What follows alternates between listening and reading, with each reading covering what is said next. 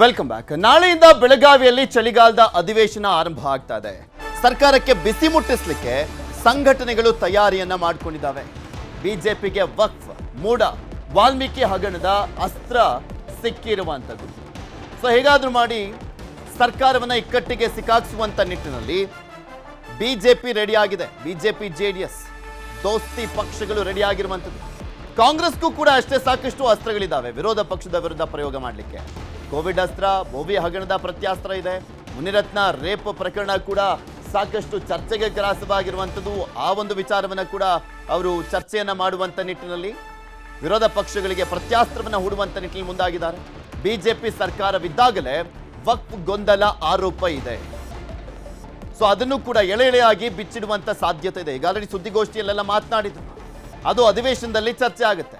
ಕಳೆದ 12 ಅಧಿವೇಶನಗಳಿಗೆ 154 ಕೋಟಿ ಖರ್ಚು ಮಾಡಲಾಗಿದೆ. ಕಳೆದ ಅಧಿವೇಶನಕ್ಕೆ 24.89 ಕೋಟಿ ವೆಚ್ಚವನ್ನು ಮಾಡಲಾಗಿರುವಂಥದ್ದು. ಎಷ್ಟೇ ಖರ್ಚು ಮಾಡಿದ್ರೂ ಕೂಡ ಉತ್ತರ ಕರ್ನಾಟಕದ ಸಮಸ್ಯೆ ಮಾತ್ರ ಬಗೆಹರಿದಿಲ್ಲ. ಅದನ್ನು ಸರಿಯಾಗಿ ಚರ್ಚೆನೂ ಕೂಡ ಮಾಡಲ್ಲ. ಸುಮ್ಮನೆ ನಾಮಕಾವಸ್ಥೆಗೆ ಒಂದು ರೀತಿಯಾಗಿ ಟ್ರಿಪ್ ಆದಂತೆ ಆಗ್ತಾ ಇದೆ. ಉತ್ತರ ಕರ್ನಾಟಕ ಭಾಗದ ಶಾಸಕರು ಹೇಳ್ತಾ ಇದ್ದಾರೆ, ಮೊದಲ ವಾರ ಉತ್ತರ ಕರ್ನಾಟಕ ಭಾಗದನ್ನೇ ಮೊದಲು ಚರ್ಚೆಯನ್ನ ಮಾಡಿ ಅಂತ ಕೇಳ್ಕೊಳ್ತಾ ಇದ್ದಾರೆ. ಆದರೆ ಇದುವರೆಗೂ ಅದ್ರ ಬಗ್ಗೆ ನಿಲುವನ್ನ ಕೈಗೊಂಡಿಲ್ಲ. ಹಾಗೆ ಯಾವುದೇ ವಿಚಾರ ಕೈಗೆತ್ಕೊಂಡ್ರು ಯಾವುದೋ ಒಂದು ವಿಚಾರ ತೆಕ್ಕೊಳ್ಳೋದು, ಅದಾದ್ಮೇಲೆ ಅದು ನೀರಲ್ಲಿ ಹೋಮ ಮಾಡದಂತೆ ಮಾಡೋದು, ಅಲ್ಲೇ ಸದನದಲ್ಲಿ ಜಗಳ, ಸಭಾತ್ಯಾಗ, ಇಷ್ಟರಲ್ಲೇ ಮುಗ್ದೋಗುತ್ತೆ ಅಧಿವೇಶನ ಅಂದ್ರೆ. 2023 ಚಳಿಗಾಲ ಅಧಿವೇಶನ ಏನು ಸುವರ್ಣಸೌಧದಲ್ಲಿ ನಡೀತು. ಆ ಸುವರ್ಣಸೌಧದಲ್ಲಿ ನಡೆಯುವಂಥ ಅಧಿವೇಶನಕ್ಕೆ 10 ದಿವಸಗಳ ಅಧಿವೇಶನಕ್ಕೆ 24,80,04,805 ರೂಪಾಯಿಗಳು ಖರ್ಚಾಗಿದ್ದ ಅಂಶ ಮಾಹಿತಿ ಹಕ್ಕಿನಿಂದ ಬೆಳಕಿಗೆ ಬಂದಿದೆ. ಇಲ್ಲೇ ಅಧಿವೇಶನದ ಕಾರ್ಯಕಲಾಪಗಳು ಎಷ್ಟು ಅವಧಿ ನಡೆದಪ್ಪ ಅದನ್ನು ಲೆಕ್ಕ ಹಾಕಿ ನೋಡಿದ್ರೆ 124 ಗಂಟೆ ಟೋಟಲ್ ಅಧಿವೇಶನ ನಡೆದೈತಿ. ಅದು ಸರಾಸರಿ ಲೆಕ್ಕ ಹಾಕಿದ್ರೆ 1 ತಾಸಿನ ಅಧಿವೇಶನಕ್ಕೆ 20 ಲಕ್ಷ ರೂಪಾಯಿ ಹಣ ಸಾರ್ವಜನಿಕ ತೆರಿಗೆ ಹಣ ಪೋಲಾಗ್ತಿದೆ. ಆದರೆ ಅಲ್ಲಿ ಒಳಗಡೆ ಏನು ಉತ್ತರ ಕರ್ನಾಟಕದ ಬಗ್ಗೆ ಚರ್ಚೆ ಇಲ್ಲ. ಒಟ್ಟಾರೆಯಾಗಿ ಬೆಳಗಾವಿ ಅಧಿವೇಶನ ಯಾರ್ದೋ ದುಡ್ಡು ಎಲ್ಲಮ್ಮನ ಜಾತ್ರೆ ಆಗ್ತಾ ಇದೆ. ಹೆಂಗಪ್ಪ ಅಂದ್ರೆ ತಮಗೆ ಹೆಂಗೆ ಮನಸ್ಸಿಗೆ ಬರುತ್ತೆ ಹಂಗೆ ಹಣ ಖರ್ಚು ಮಾಡಿದರು. ಒಂದು ಹೇಳಿಕ್ಕೆ ಬಯಸ್ತಾ ಇದ್ದೀನಿ, ಈ ಶಾಲಾ ಮಕ್ಕಳು ಅಧಿವೇಶನ ನೋಡಕ್ಕೆ ಬರ್ತಾರೋ, ಕುಡಿಯೋಕೆ ನೀರು ಸಹ ಸಿಕ್ಕಲ್ಲ, ನೀರು ಇಲ್ಲತ್ತಲ್ಲ ಹತ್ಕೊಂಡು ಕೂತಿರ್ತಾರೋ ಅಂತಾರೆ. ಇದೆಲ್ಲದ್ರ ಬಗ್ಗೆ ಮತ್ತಷ್ಟು ಮಾಹಿತಿಯನ್ನ ಕೊಡ್ತಾ ಹೋಗ್ತಾರೆ ನಮ್ಮ ಬೆಳಗಾವಿಯ ಪ್ರತಿನಿಧಿ ಚಂದ್ರಕಾಂತ್ ಸುಗಂಧಿ ನಮ್ಮ ಜೊತೆ ನೇರ ಸಂಪರ್ಕದಲ್ಲಿ ಜಾಯಿನ್ ಆಗ್ತಾ ಇದ್ದಾರೆ. ಚಂದ್ರಕಾಂತ್ ಸುಗಂಧಿ, ಬೆಳಗಾವಿಯಲ್ಲಿ ಅಧಿವೇಶನ ನಡೀತಾ ಇದೆ ಅಂತ ಬಂದಂತ ಸಂದರ್ಭದಲ್ಲಿ ಉತ್ತರ ಕರ್ನಾಟಕ ಭಾಗದ ಜನರು ಸಾಕಷ್ಟು ನಿರೀಕ್ಷೆಗಳನ್ನ ಇಟ್ಕೊಳ್ತಾರೆ. ಈ ಬಾರಿನಾದ್ರೂ ಏನಾದ್ರೂ ನಮ್ಮ ಸಮಸ್ಯೆಗಳಿಗೆ ಪರಿಹಾರ ಸಿಗಬಹುದು ಅಂತ. ಆದ್ರೆ ಸರ್ಕಾರ, ವಿರೋಧ ಪಕ್ಷಗಳು, ಯಾವುದೇ ಪಕ್ಷದವರೇ ಇರಲಿ, ಅದೊಂಥರ ಟ್ರಿಪ್ ಅಂತ ಅನ್ಕೊಂಡ್ಬಿಟ್ಟಿದ್ದಾರೆ. ಬೆಳಗಾವಿಲಿ ಸೆಷನ್ ನಡಬೇಕಾದ್ರೆ ಹೋಗೋದು, ಒಂದು 10 ದಿನ ಮುಗಿಸ್ಕೊಳ್ಳೋದು, ವಾಪಸ್ ಬರೋದು, ಎಂಜಾಯ್ ಮಾಡ್ಕೊಂಡು ಬಂದ್ಬಿಡೋದು ಅಂತ.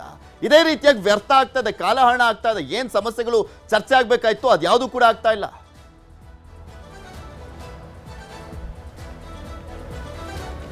ಖಂಡಿತವಾಗ್ಲೂ ಪೃಥ್ವಿರಾಜ್, ಬೆಳಗಾವಿ ಏನು ಸುವರ್ಣಸೌಧದಲ್ಲಿ ಅಧಿವೇಶನಗಳು ನಡೀತವೆ. ಇದು 13ನೇ ಅಧಿವೇಶನ. ಯಾಕಂದರೆ ಈ ಹಿಂದೆ KLE ಸಭಾಂಗಣ ಸೇರಿದಂತೆ ಏನು ಬೆಳಗಾವಿಯಲ್ಲಿ ಇರ್ತಕ್ಕಂಥ 13ನೇ ಅಧಿವೇಶನ. ಇದುವರೆಗೂ ಕೂಡ 154 ಕೋಟಿ ರೂಪಾಯಿ ಅಧಿವೇಶನಕ್ಕಾಗಿ ಖರ್ಚು ಮಾಡಲಾಗಿದೆ. ಅದೇ ರೀತಿ ಏನಂದರೆ ಕಳೆದ ಬಾರಿ ಅಧಿವೇಶನಕ್ಕೆ ಅತಿ ಹೆಚ್ಚು 24 ಕೋಟಿ ರೂಪಾಯಿ ಹಣವನ್ನು ಖರ್ಚು ಮಾಡಲಾಗಿದೆ. ಈ 24 ಕೋಟಿಗಳಲ್ಲಿ ಅತಿಥಿಗಳ ಊಟ ಆಗಿರ್ಬೋದು ಮತ್ತು ಪೊಲೀಸ್ ಬಂದೋಬಸ್ತ್ಗೆ ಅತಿ ಹೆಚ್ಚು ಹಣ ಖರ್ಚಾಗಿರ್ತಕ್ಕಂಥದ್ದು ಮತ್ತು ಲೋಕೋಪಯೋಗಿ ಇಲಾಖೆ ಕೂಡ 5 ಕೋಟಿಯಷ್ಟು ಖರ್ಚು ಮಾಡಿದೆ. ಇನ್ನೂ 5ಕ್ಕೂ ಹೆಚ್ಚು ಕೋಟಿ ಹಣಕ್ಕೆ ಲೆಕ್ಕ ಸಿಕ್ಕಿಲ್ಲ. ಅದರಲ್ಲೂ ಪ್ರಮುಖವಾಗಿ ಅಂಶಗಳೇನೆಂದರೆ ಏನು ಸಲಗರ್ ಟೀ ಮತ್ತು ಕಾಫಿ ಕುಡಿಯೋಕೆ ಲಕ್ಷಾಂತರ ರೂಪಾಯಿ ಹಣನ ಖರ್ಚು ಮಾಡಲಾಗಿದೆ. ಇನ್ನು ಅಧಿವೇಶನ ನೋಡೋಕ್ಕೆ ಪುಟ್ಟ ಮಕ್ಕಳು ಬರ್ತಾರೆ, ಶಾಲಾ ಕಾಲೇಜು ಮಕ್ಕಳು ಬರ್ತಾರೆ. ಆ ಕಾಲೇಜು ಮಕ್ಕಳಿಗೆ ನಾವು ಜ್ಯೂಸ್ ಕೊಟ್ಟಿದ್ದೀವಿ, ಅರೇಬಿಯನ್ ಜ್ಯೂಸ್ ಕೊಟ್ಟಿದ್ದೀವಿ ಅಂತೇಳಿ ಕೂಡ 4 ಲಕ್ಷಕ್ಕೂ ಹೆಚ್ಚು ಹಣವನ್ನು ಹಚ್ಚಲಾಗಿದೆ. ಈ ಎಲ್ಲ ಮಾಹಿತಿ ಹಕ್ಕಿನಿಂದ ಈಗ ಸದ್ಯ ಹೊರಗಡೆ ಬಂದಿರತಕ್ಕಂಥದ್ದು. ಈ ಬಾರಿ ಏನು ನಾಳೆಯಿಂದ ಚಳಿಗಾಲದ ಅಧಿವೇಶನ ನಡೀತಾ ಇದಕ್ಕಾಗಿ 20 ಕೋಟಿಗೂ ಹೆಚ್ಚು ಹಣ ಖರ್ಚಾಗಲಿದೆ. ಈಗಾಗಲೇ ಎಲ್ಲ ರೀತಿಯ ಸಿದ್ಧತೆಯನ್ನು ಬೆಳಗಾವಿಯಲ್ಲಿ ಮಾಡಲಾಗಿದೆ. ಬೆಳಗಾವಿಯಲ್ಲಿ ಭದ್ರತೆಗೆ ಅಂದರೆ ಸುಮಾರು 6,000 ಜನ ಪೊಲೀಸರು ಬರ್ತಾರೆ ಮತ್ತು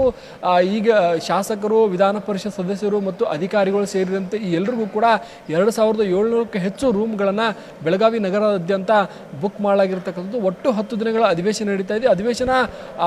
ಅಧಿವೇಶನದಲ್ಲಿ ಉತ್ತರ ಕರ್ನಾಟಕದ ಚರ್ಚೆ ಆಗಬೇಕು. ಅದರಲ್ಲೂ ಪ್ರಮುಖವಾಗಿ ಕೃಷ್ಣಾ ಮೇಲ್ದಂಡೆ ಆಗಿರ್ಬೋದು ಮತ್ತು ಕಳಸಾ ಬಂಡೂರು ಯೋಜನೆ ಅಂತ ಮಹತ್ವದ ಯೋಜನೆಗಳಿಗೆ ಪರಿಹಾರ ಕಂಡುಕೊಡಬೇಕು. ಬರೀ ಕೇವಲ ನಾಮಕೆ ವಾಸ್ತೆ ಅಧಿವೇಶನ ಮಾಡಬಾರದು ಅಂತಕ್ಕಂಥದ್ದು ಈ ಭಾಗದ ಜನರ ಬೇಡಿಕೆಯಾಗಿದೆ. ಆದರೆ ಕಳೆದ 10 ವರ್ಷಗಳಿಂದಲೂ ಕೂಡ ಅಧಿವೇಶನ ನಡೆದರೂ ಯಾವುದೇ ಮಹತ್ವದ ಬದಲಾವಣೆಗಳಾಗಿಲ್ಲ. ಇದು ಸುವರ್ಣಸೌಧವನ್ನು ಸುಮಾರು 500 ಕೋಟಿ ರೂಪಾಯಿ ವೆಚ್ಚ ಮಾಡಿ ಕಟ್ಟಲಾಗಿದೆ. ಇದು ವರ್ಷದಲ್ಲಿ 10 ದಿನ ಅಧಿವೇಶನಕ್ಕೆ ಮಾತ್ರ ಸೀಮಿತ ಆಗಿರ್ತಕ್ಕಂಥದ್ದು. ಇಲ್ಲಿ ಕಾರ್ಯದರ್ಶಿ ಮಟ್ಟದ ಅಧಿಕಾರಿಗಳು ನಿರಂತರವಾಗಿರಬೇಕು. ಈ ಭಾಗದ ಜನರಿಗೆ ಸಮಸ್ಯೆಗಳಿಗೆ ಇಲ್ಲಿ ಸ್ಪಂದಿಸುವಂತಹ ಒಂದು ಕೇಂದ್ರವಾಗಬೇಕು ಅಂತಕ್ಕಂಥದ್ದು ಉತ್ತರ ಕರ್ನಾಟಕದ ಬೇಡಿಕೆ ಇದುವರೆಗೂ ಕೂಡ ಈಡೇರಿಲ್ಲ. ಪೃಥ್ವಿರಾಜ್, ಈ ಬಾರಿಯೂ ಕೂಡ 10 ದಿನಗಳ ಅಧಿವೇಶನದಲ್ಲಿ ಎಲ್ಲಾ ರಾಜ್ಯ ಮಟ್ಟದ ವಿಚಾರಗಳು ಚರ್ಚೆ ಆಗುತ್ತೆ. ಇಲ್ಲಿ ಉತ್ತರ ಕರ್ನಾಟಕದ ನೋಡೋಣ, ನಾಳೆಯಿಂದ ಶುರುವಾಗ್ತಾ ಇದೆಯಲ್ಲ, ಎಷ್ಟು